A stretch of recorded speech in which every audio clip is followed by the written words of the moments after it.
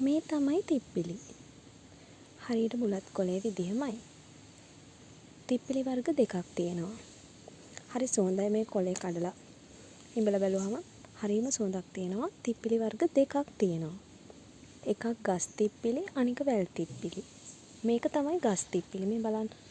මේක පොළවෙන් ඉහළට තමයි එන්නේ.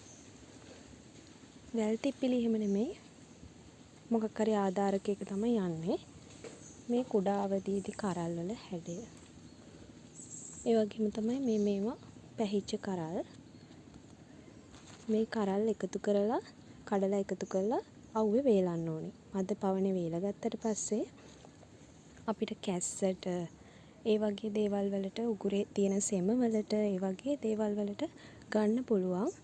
මේ තේ පානයක් විදිහට අපි තේ බොනවා වගේ මේවා කුඩු කරලා බෙදලා කුඩු කරගත්තට පස්සේ අපිට තේ බොන විදිහට බොන්න පුළුවන්. එතකොට සෙම අඩු වෙනවා. කැස්ස අඩු වෙනවා. තිප්පිලි කියන්නේ ඖෂධීය අතින් වටිනාකමක් තියෙන